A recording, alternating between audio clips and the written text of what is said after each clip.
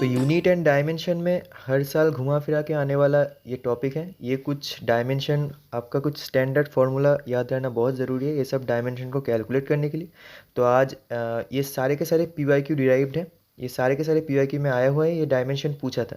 तो कौन से फार्मूला, स्टैंडर्ड फार्मूला सबको याद रहने की ज़रूरत है ये सब सॉल्व करने के लिए, तो वो देख लेते हैं। ठीक है, तो पहले हमारे पास आता है HC। जब आपसे पूछा जाए कि HC का डायमेंशन बताओ, तो आपको जो फॉर्मूला लगाना है वो अच्छा, कोई भी डायमेंशन दियो, आप कोशिश करो कि फोर्स या फिर एनर्जी के टर्म में उसे कैसे लिखा जाए। ठीक है, अगर आप लिख सकते हो एनर्जी या फोर्स के टर्म में तो आपका काम हो गया। अब HC का दिया है तो हमें एक पता है मॉडर्न फिजिक्स में E=HC/λ। बस ये हमारा एनर्जी इसका पता है और वेवलेंथ का भी हमें पता है L, तो हम HC का आराम से निकाल लेंगे। ठीक है, तो ये फॉर्मूला गया आपका। अच्छा, सेकेंड नंबर का आया KT। अब बताओ, काइनेटिक थ्योरी ऑफ गैस में मोनो एटॉमिक गैस में हमने एक एनर्जी का फॉर्मूला पढ़ा था, E=3/2 KT। आपको ज़रूर याद होगा। तो ये KT हमने एनर्जी के टर्म में लिख लिया, एनर्जी का डायमेंशन हमें पता है तो KT का डायमेंशन भी हमें पता है। ठीक है, अच्छा, तो 3 नंबर पे आते हैं, वो है हमारे पास हाफ ε0 E²। ये आपका एनर्जी डेंसिटी होता है। एनर्जी डेंसिटी और प्रेशर का जो डायमेंशन है वो इक्वल रहता है। ठीक है, प्रेशर का डायमेंशन सेम सेम रहता है। मुझे कैसे, मैंने एक ट्रिक ऑलरेडी अपलोड कर दिया कि ऐसे कुछ कुछ ऐसे रहता है कि प्लैंक्स कांस्टेंट बोल लो या टॉर्क बोल लो।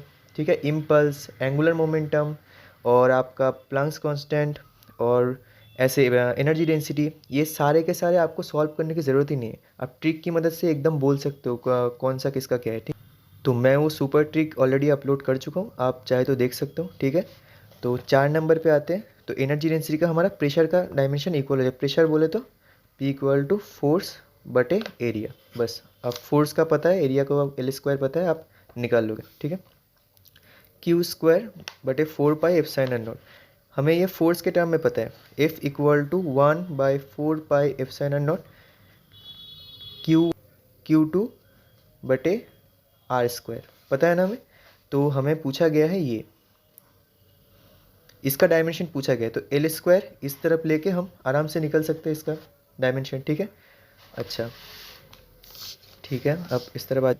तो 5 नंबर पे बोला गया है हमें RC का निकालना है। कैसे, हमें कैपेसिटर में एक फॉर्मूला पता है Q=CV, पता है ना। और यही Q को हम लिख सकते हैं IT, Q=IT।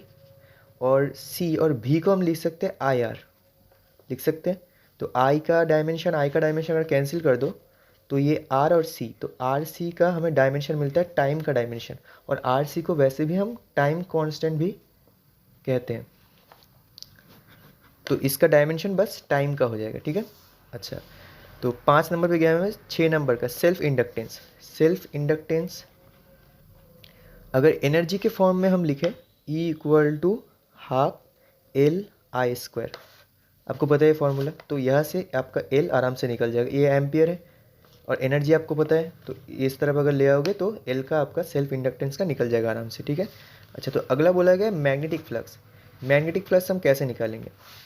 हमें पता है मैग्नेटिक फ्लक्स φ=BA होता है ना, ये हमें पता है। और B का डायमेंशन हमें चाहिए, इसके एरिया का हमें पता है, तो B का हमें चाहिए। B कैसे निकाले, F=QV×B, हमें ये पता है, यहाँ से हम आराम से B निकाल सकते हैं। ठीक है, F का हमें पता है, फोर्स का हमें पता है, Q का हमें पता है और वेलोसिटी का भी हमें पता है। ये सब का डायमेंशन हमें पता है, तो हमें यहाँ से हमें B पता चल गया। वही B को अगर हम यहाँ पे पुट कर दें और एरिया हमें पता है, तो मैग्नेटिक फ्लक्स हम कैलकुलेट कर लेंगे। ठीक है, तो ये गया हमारा मैग्नेटिक फ्लक्स।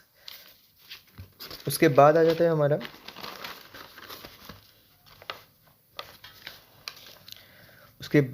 हमारा permeability of free space.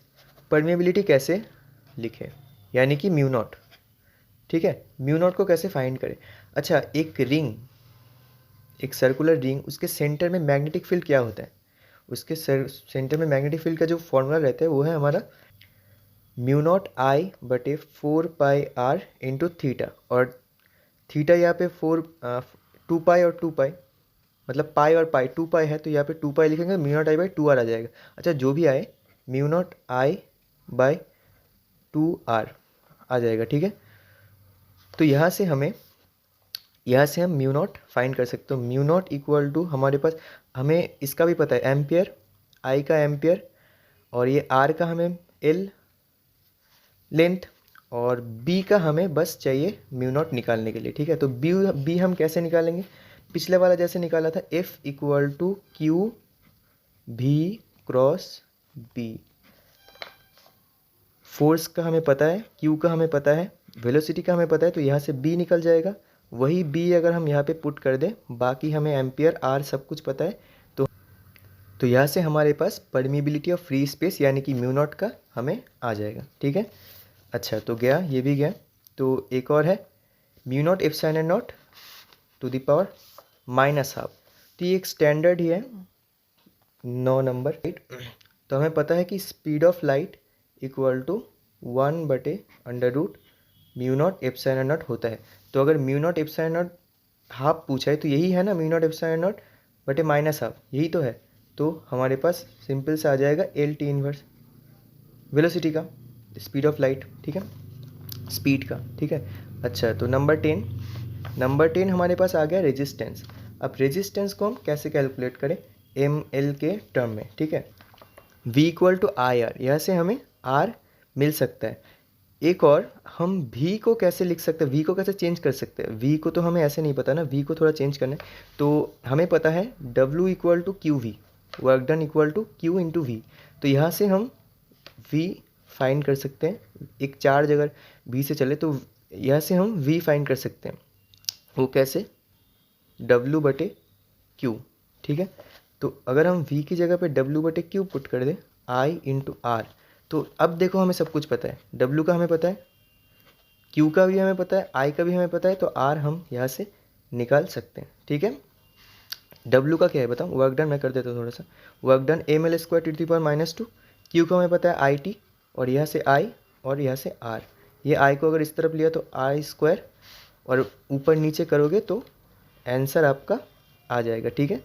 M L square आई यहाँ पे आ जाएगा हमारे पास -2, और T के पावर आ जाएगा -3।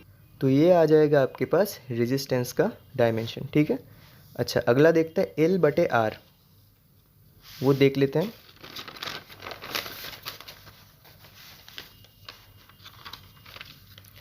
तो अगला है हमारे पास L बाई R। अच्छा हमें EMF का फॉर्मूला पता है, E equal to -L di/dt। एक और पता है E इक्वल टू IR। अगर हम दोनों को इक्वेट कर दें, मतलब L -L di/dt, माइनस तो खैर छोड़ो, इक्वल टू IR। I का डायमेंशन सेम होगा, तो L बटे R, L और R इस तरफ ले तो dt, यानी कि टाइम का यूनिट बन जाएगा आपका L बटे R, सिर्फ टाइम का यूनिट बन जाएगा, ठीक है। अच्छा उसके बाद आ गया coefficient of viscosity. Coefficient of viscosity force के टर्म में हमें पता है, हाँ पता है, viscous drag force. Viscous drag force हमारे पास क्या आता है, F equal to 6 pi eta R V हमारे पास वेलोसिटी, ठीक है। अगर हम यहाँ से ईटा कैलकुलेट करना चाहे, अगर यहाँ से हम ईटा कैलकुलेट करना चाहें तो ईटा इक्वल टू एफ का हमें पता है ml t to the power -2 बटे, ये दोनों कांस्टेंट है छोड़ दो, r नीचे ले आओ l, और वेलोसिटी हमें पता है एल टी इन्वर्स, ये एल से ये L cancel, M L inverse T to the power -1। ये आपका आ जाएगा कोफिशिएंट ऑफ विस्कोसिटी का डायमेंशन, ठीक है, कोफिशिएंट ऑफ विस्कोसिटी का डायमेंशन, ठीक है। तो ये सारे के सारे स्टैंडर्ड फार्मूले हैं जो आपको याद रखने ही रखने हैं कोई भी डायमेंशन सॉल्व करने के लिए, ठीक है।